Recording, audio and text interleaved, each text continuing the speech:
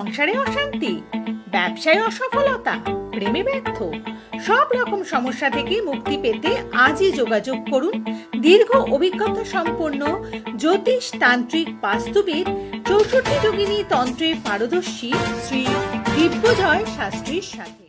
নমস্কার, তন্ত্রের আলোয় অনুষ্ঠানে আপনাদের প্রত্যেককে স্বাগত জানাই। এই অনুষ্ঠানে প্রতিদিনের মতো আজকেও আপনাদের জন্য উপস্থিত আছেন পশ্চিম বাংলার একমাত্র 64 যোগিনী তন্ত্রের সাধক, বাস্তুবিদ, জ্যোতিষ এবং তান্ত্রিক শ্রী দিব্যজয় শাস্ত্রী। আজকের অনুষ্ঠানে প্রথমে স্বাগত জানাবো। নমস্কার। ওম ত্র্যম্বকং যজামহে সুগন্ধিং পুষ্টিবর্ধনম উর্বারুকমিব বন্ধনান মৃত্যুর্মুক্ষ্যমৃতাৎ। ওং হুং জুং সঃ মহামৃত্যুঞ্জয় শিবায় পাদুকায় নমঃ। জয় মা তারা, জয় গুরু বামদেব। নমস্কার। দেখুন, এখন বিবাহ বলতে যেটা আমরা বুঝি সেটা হয়তো আগে আমাদের যে ধারণাটা ছিল সেটার সাথে অনেকটাই বদল হয়েছে।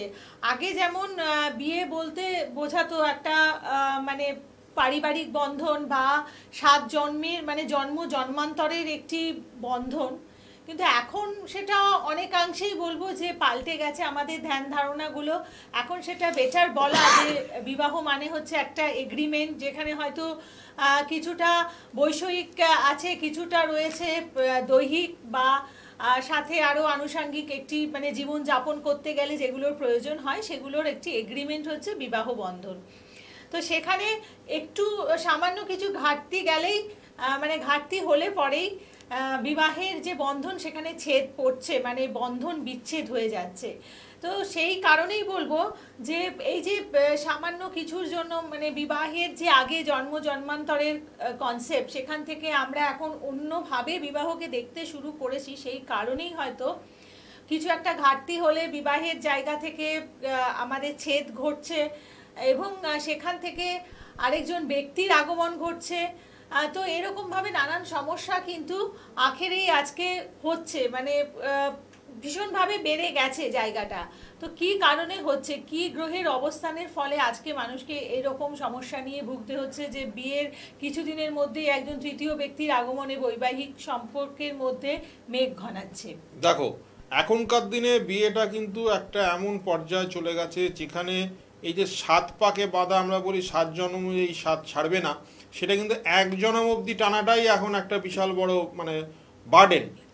তো সেই জায়গায় তোমাকে দেখতে হবে দাঁড়িয়ে যে এই যে বিবাহ স্থান মানে সপ্তম স্থান, এই যে সপ্তম স্থানে কি পজিশনে দাঁড়িয়ে রয়েছে সেই গ্রহগুলো, সপ্তম পতি, সপ্তম ভাবাধিপতি, সপ্তম স্থানে কোন গ্রহ রয়েছে, সেই গ্রহ কোন নক্ষত্রে অবস্থান করছে, সেইগুলো দেখে কিন্তু বিবাহ মানে বিচার, যেটা আমরা বলি বিবাহের যে বিচার, সেটা কিন্তু ওইভাবে কিন্তু আমরা করি। এছাড়াও আমরা একটা জোটক বিচার করে দেখি।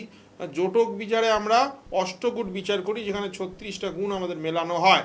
সেই যে জিনিসটা মিলিয়ে আমরা দেখি যে দুজনের একটা যে অ্যাডজাস্টমেন্ট, একটা কম্প্যাটেবিলিটি, সেটা কেমন হবে বিয়ের পর। এই সব করে কিন্তু আমরা একটা ওকে ওভারঅল একটা বলে দিই যে প্রিসাইজভাবে, সঠিকভাবে যে এই বিবাহর পর বিবাহিত জীবনটা কেমন যাবে। কিন্তু সবার দ্বারা তো এই তোমার এই এটা করায় না। অনেকে তো এই প্রেম বিবাহ যারা করছে তারা কিন্তু এইসব জিনিসগুলো অনেকে করায় না। কাজেই দেখা যাচ্ছে ম্যাক্সিমাম প্রেম বিবাহের পর দেখছি একটা ভাঙন কিন্তু শুরু হচ্ছে সংসারে। দেখা যাচ্ছে যে স্বামী অন্য কোনো মহিলার ওপর আসক্তি হয়েছে, সেই মহিলার সাথেই সে বাইরে ঘোরাফেরা করছে, সেই মহিলার সাথেই সময় কাটাচ্ছে, অথচ স্ত্রী ঘরে রয়েছে, সে কিন্তু সময় পাচ্ছে না, সে তার থেকে কিন্তু দূরত্বটা হয়ে যাচ্ছে। আর মাঝখানে যদি একটা সন্তান থাকে তাহলে সন্তানের ওপরও এই এফেক্টগুলো কিন্তু পড়ছে। কাজে এই যে সপ্তম ভাব, সেখানে যদি রাহু অবস্থান করে তাহলে তোমাকে এটা ধরে নিতে হবে, রাহু যদি খারাপ নক্ষত্রে থাকে, অষ্টমপতি নক্ষত্র বা দ্বাদশপতি নক্ষত্রে, তাহলে তোমার এটা ধরে নিতে হবে তোমার যে পার্টনার, তোমার যে লাইফ পার্টনার, তার কিন্তু একাধিক সম্পর্ক থাকবে। এইটা তখনই আমরা বলে দিই তাকে, যখন যারা আমার কাছে আসে যে দেখো তোমার কিন্তু পার্টনারের কি একাধিক সম্পর্ক থাকবে, সেটা তোমার সাথে সম্পর্ক হওয়ার আগেও থাকবে, আবার দেখা যাচ্ছে তোমার সাথে সম্পর্ক হওয়ার পরেও সে কিন্তু অন্য নারীর সাথে সম্পর্ক রেখেছে। আমার চেম্বারে যারা আসে, আমার সাথে যারা যোগাযোগ করে, আমি কিন্তু তাদের ছক দেখে এটা কিন্তু পরিষ্কার বলে দিই যে দেখো তাদের কিন্তু সাবধান করে দিই। সেরকম যদি পুরুষেরা আসে তাহলে পুরুষদেরও ছক দেখে এটা বলা সম্ভব যে সে যে প্রেমিকা, তার যে প্রেমিকা, তাকে সে যে নারীকে ভালোবাসছে বা তার যে স্ত্রী, সে অন্য কোনো ব্যক্তির সাথে সম্পর্ক রেখেছে, বিবাহ বহির্ভূতই বলো আর প্রেমের মধ্যে বলো, অন্য কোনো ব্যক্তির সাথে জড়িয়ে আছে, ত্রিকোণ প্রেম বলো, সে যে কোনোভাবেই হোক, এটা কিন্তু পুরোপুরি বিচার করা সম্ভব। আর যদি সপ্তমভাবে কেতু থাকে, সপ্তমভাবে কেতু যদি বসে থাকে, লগ্নে যদি রাহু থাকে, তাহলে কিন্তু তোমার পার্টনার যে আছে, যে তোমার ফিমেল বা মেল যেই পার্টনার হোক, সে কিন্তু তোমাকে কিন্তু চিট করবে এই ব্যাপারে। সে কিন্তু তুমি থাকা সত্ত্বেও সে কিন্তু অন্য কারুর সাথে সম্পর্কে জড়িয়ে পড়বে। এটা আমি বহু জায়গায় দেখেছি। আর এই যে সম্পর্কটা কিন্তু দীর্ঘকালীন থাকবে, এরম না যে দু চার দিন, 2-4 সপ্তাহ, 2-4 মাস এরকম কিন্তু না, ব্যাপারটা কিন্তু বছরের পর বছর চলবে। তুমি চেষ্টা করেও তাই কিন্তু সেই জায়গাটা থেকে বের করে আনতে পারবে না। তখন তুমি বলবে যে না, আমার ডিভোর্স চাই, আমি ডিভোর্সের দিকে যেতে চাই, আমি ডিভোর্স পেতে চাই, তোমার থেকে আলাদা হতে চাই। কিন্তু একবার ভেবে দেখো, আজকে যদি ডিভোর্স হয়ে যায় তাহলে তোমাদের ছোট্ট ফুটফুটে সন্তানটার কি হবে? সে কার কাছে থাকবে? সে তার জীবন, তার যে পড়াশোনা, সেগুলো কতটা তার মধ্যে এফেক্ট করে যাবে। তার কিন্তু একদম কেরিয়ারটা সে প্রথম থেকেই সে কিন্তু গন্ডগোলের মধ্যে পড়ে যাবে, মানসিক এবং তার পড়াশোনার দিক দিয়ে, সব দিক দিয়েই কিন্তু সে একটা ঝামেলা, একটা দুর্বিষহ জীবন কিন্তু সে পাবে। তো সেই জন্যই আমি বলি যে ডিভোর্স থেকে বাঁচার জন্যে ডিভোর্সটাকে এড়াও, ডিভোর্সটার দিকে যেও না। তোমরা চেষ্টা করো সম্পর্কটাকে ঠিক করে নেওয়ার, চেষ্টা করো যাতে সেই তৃতীয় ব্যক্তিটাকে সরিয়ে দিয়ে আবার তোমাদের সেই প্রিয় মানুষ, সেই ভালোবাসার মানুষটাকে আবার যেন পুরোপুরি তোমাদেরই হয়ে যায়, তোমরাও যাতে পাও, সেইটার দিকে চেষ্টা করো।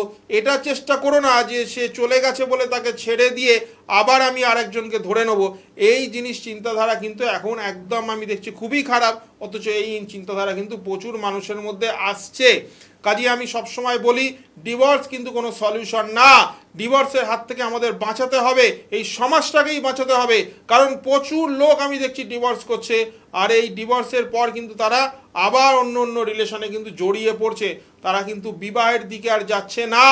এই জন্যে আমি বারবার বলি ডিভোর্স থেকে কিন্তু তোমরা দূরে থাকো, চেষ্টা করো ডিভোর্সটাকে এড়িয়ে যাওয়ার, চেষ্টা করো সম্পর্কটাকে আবার তৈরি করার।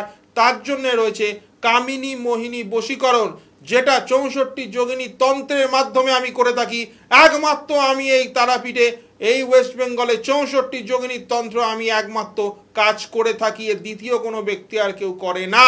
এই 64 যোগিনী তন্ত্র কিন্তু দুর্গম সাধনার পথ পেরিয়ে আজকে এখানে এসে দাঁড়িয়েছি। এই 64 যোগিনী তন্ত্র কিন্তু কামাখ্যা থেকে শিখে আসতে হয়, এটা কিন্তু সব জায়গায় শেখা যায় না। আর এই 64 যোগিনী তন্ত্র শিখতে কিন্তু অনেকটা সময় লেগে যায়, আর তার সাথে সাথে এর কিন্তু ক্রিয়াগুলো অনেকটা অন্যরকম, এ কিন্তু সাধারণ ক্রিয়া নয়। আর যে জিনিসগুলো আমি দেবো 64 যোগিনীর ক্রিয়ার মাধ্যমে, সেগুলো কিন্তু শুধু সাধারণ কবচ তাবিজ ধরিয়ে দিলাম তোমাদের হাতে, একটা মাদুলি পরিয়ে দিলাম, তা কিন্তু না। এর সাথে সাথে কিছু বিশেষ জিনিস যেগুলো তোমাদের সাথে একটি বাস্কে ভরে রাখতে হবে, বা তোমাদের পকেটে রাখতে হবে, বা তোমাদের পার্সে ক্যারি করতে হবে, সেই ধরনের জিনিস তোমাদের আমি দিই। সেগুলোর ফলে তোমরা আজকে এই পার্সোনাল প্রত্যেকটা মানুষ ফল পেয়েছে।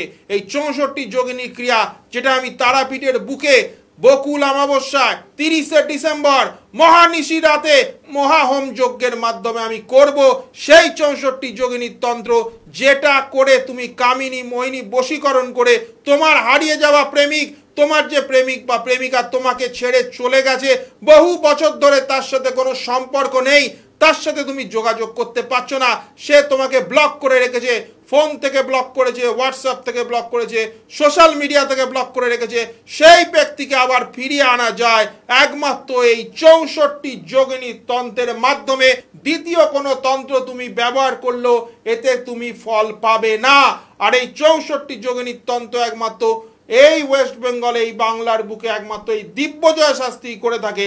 কাজী যদি মনে করো তোমার হারিয়ে যাওয়া ভালোবাসা, তোমার হারিয়ে যাওয়া প্রেম, তোমার হারিয়ে যাওয়া সেই প্রিয় মানুষটিকে তুমি আবার ফিরে পেতে চাও, তাহলে একটাই রাস্তা আছে, সেটা হচ্ছে 64 যোগিনী তন্ত্র, যেটা যদি তুমি অ্যাপ্লাই করো তাহলে কিন্তু তুমি পূর্ণ ফল প্রাপ্তি পাবেই, আর সেই মানুষটি আবার তোমার জীবনে ফিরে আসবে। যদিও বা তৃতীয় কোনো ব্যক্তি থেকে থাকে, তাকেও কিন্তু সরিয়ে ফেলা যায় এই 64 যোগিনীর তন্ত্রের মাধ্যমে। কাজী সামনের অমাবস্যায় তারাপীঠে বকুল অমাবস্যায় আমি থাকছি, যদি প্রয়োজন মনে হয় যোগাযোগ করে নিও। এবং তাই আপনার হারিয়ে যাওয়া সম্পর্ককে যদি আপনি আবার ফিরে পেতে চান, বা আপনার যে বন্ধন ছেদ ঘটেছে সেটাকে যদি আপনি আবার বাঁধতে চান, মানে আপনার বিবাহ বন্ধনে আবার যদি আবদ্ধ হতে চান, অবশ্যই আপনি 64 যোগিনী তন্ত্রক্রিয়ার প্রয়োগ করুন আপনার জীবনে, যেটার থেকে কিন্তু আপনি একেবারে অবধারিত ফল পাবেন। কারণ এটি অত্যন্ত শক্তিশালী তন্ত্রক্রিয়া, যেটাকে বলতে পারেন যে যেটার কাজ বা যেটার ফলাফল আপনারা কিন্তু খুব দ্রুত দেখতে পাবেন, মানে একটা সীমিত সময়ের মধ্যে যার ফলাফল আপনারা জানতে পারবেন। এবং এক প্রকার গ্যারেন্টি সহযোগে কাজ করে থাকেন শ্রী দিব্যজয় শাস্ত্রী। অতএব এইরকম সম্পর্কের ক্ষেত্রে যারা বিভিন্ন দিক থেকে হয়তো প্রতারিত হয়েছেন, মানে মনে করছেন যে আপনার প্রিয়জন আপনার থেকে সরে গেছে, আপনারা এসে যোগাযোগ করুন। 64 যোগিনী তন্ত্রক্রিয়া এই সমস্ত ক্ষেত্রে ভীষণ ভালো কাজ করে থাকে। অর্থাৎ এর প্রয়োগের মাধ্যমে আপনি আবার আপনার বিভিন্ন সম্পর্কের জায়গাটাকে একদম অটুট করে বেঁধে রাখুন, আপনি ভালো থাকুন এবং আপনার পরিবারকে ভালো রাখুন। তাই বুকিং নাম্বারে আপনারা ফোন করে অ্যাডভান্স বুকিং করে বিভিন্ন চেম্বারে এসে কনসালটেন্সি করতে পারেন, বা যারা দূরের বন্ধুরা রয়েছেন আপনারা অনলাইন কনসালটেন্সি করুন। শ্রী দিব্যজয় শাস্ত্রীর সাথে কনসালটেন্সি করতে হলে প্রথমে আপনাকে বুকিং নাম্বারে ফোন করে নিতে হবে, তারপরে তার বিভিন্ন চেম্বারগুলো আছে সেখানে আপনারা তাকে পেয়ে যাবেন। যেমন চেম্বার আপনারা পাচ্ছেন কলকাতাতে হাতিবাগানে এবং গড়িয়াহাটে, আর তাছাড়াও তারাপীঠে চেম্বার রয়েছে, বর্ধমানে চেম্বার রয়েছে এবং শিলিগুড়িতে চেম্বার রয়েছে, বিভিন্ন জায়গায় চেম্বার রয়েছে। দূরের বন্ধুরা অনলাইন কনসালটেন্সি করুন এবং যে ফোন নাম্বার রয়েছে সেই ফোন নাম্বারের মাধ্যমে যোগাযোগ করুন। আর রয়েছে ইউটিউব চ্যানেল, তা শ্রী দিব্যজয় শাস্ত্রীর প্রোগ্রাম দেখার জন্য আপনারা চ্যানেল ভিশনের ইউটিউব চ্যানেল ফলো করতে পারেন, বা তার নিজস্ব একটি চ্যানেল রয়েছে গুরুজি দিব্যজয়, সেটিকেও কিন্তু আপনারা ফলো করতে পারেন। সেইখানে প্রোগ্রামগুলোতে আপনারা লাইক দিন এবং সাবস্ক্রাইব করুন, এবং স্পেলিংটা একটুখানি খেয়াল করবেন। গুরুজি লিখে দিব্যজয় DIBYYAJY এই স্পেলিং লিখে আপনারা চ্যানেলটিকে সার্চ করুন। আর সম্পর্কের ক্ষেত্রে যেমন 64 যোগিনী তন্ত্রক্রিয়া ভীষণ ভালো কাজ করে থাকে, ঠিক একইভাবে তো আমাদের সমস্যা দেখা যায় অনেক সময় যে বাড়ি, মানে ধরুন যে বাড়িতে রয়েছে সেই বাড়িতে সবসময় যে একজন তৃতীয় ব্যক্তি হবে, সে যে বাইরের হবে তা নয়, বাড়ির লোকও কিন্তু অনেক সময় হতে পারে তৃতীয় ব্যক্তি, যার কারণে হয়তো বিবাহের বন্ধনে ভেঙে যাচ্ছে বন্ধনটা। তো সেক্ষেত্রে ধরুন বাড়িতেই রয়েছে এবং সেটা বোঝা যাচ্ছে যে তার কারণে এটা হচ্ছে। অনেক সময় আমি দেখেছি বাড়ির লোকেরা, শ্বশুর শাশুড়ি, দেওর ননদ, এরা কিন্তু ক্ষতি করে রাখে, এরা কিন্তু সম্পর্কটাকে নষ্ট করে রাখে, এরা কিন্তু তোমার সন্তানের জায়গাটা বন্ধন দিয়ে রাখে, তারপরে তোমাদের কিন্তু এই এতগুলো সমস্যা হয়। তাই জন্য আমি বলি, সে ঘরের শত্রু বিভীষণ হোক বা বাইরের শত্রুই হোক, যে কোনো শত্রুতা, যে কোনো তৃতীয় ব্যক্তি যদি শত্রুতা করে থাকে, তাকে কিন্তু এই তন্ত্রের মাধ্যমে কিন্তু সঠিক শিক্ষা দেওয়া যায়, আর সেই এমনভাবে তার অবস্থা করে দেওয়া যায়, সে দ্বিতীয়বার আর তোমার ক্ষতি করতে কিন্তু সে ভাববে। আর কাজী বারবার আমি এটাই বলি, তোমরা যারা যারা এই ধরনের সমস্যায় রয়েছো, বিবাহ বহির্ভূত সম্পর্ক, যাদের স্বামীর সাথে মিল নেই, যাদের স্ত্রীর সাথে মিল নেই, যাদের মধ্যে শ্বশুর শাশুড়ি এসে ঝামেলা করছে, তোমাদের বাড়িতে এসে কিছু দিয়ে গেছে, কিছু ফেলে দিয়ে গেছে, কিছু পুঁতে দিয়ে গেছে, তোমাদের দুজনকে মিষ্টি খাইয়ে দিয়ে গেছে, সেই মিষ্টির মধ্যে ওষুধ করে দিয়েছে, তোমাদের পেটে সেই ওষুধ চলে গেছে, সেই জায়গা থেকে কিন্তু বের করে আনতে তোমাদের এই 64 যোগিনীর তন্ত্র কিন্তু অব্যর্থ। কারণ এই পশ্চিমবঙ্গের বুকে একমাত্র যদি কেউ 64 যোগিনীর তন্ত্র করে, তাহলে সেটা হচ্ছে দিব্যজয় শাস্ত্রী। কাজী তোমরা যদি এই সুযোগ পেতে চাও, যদি তোমরা এই বকুল অমাবস্যা সুযোগটায় কাজে লাগাতে চাও, তাহলে কিন্তু তারাপীঠে আমি থাকছি, তার আগে আমার সাথে কিন্তু যোগাযোগ করে নিও। যত বড়ই সম্পর্ক হোক, সেটা কিন্তু আমি ঠিক করে দেবই। আজকের পর্ব এতটুকুই। সকলে ভালো থাকুন এবং যোগাযোগ করুন বুকিং নাম্বারে ফোন করে। নমস্কার। যোগিনীর শক্তি, পূর্ণ ফল প্রাপ্তি। জয় মা তারা, জয় গুরু বামদেব। নমস্কার।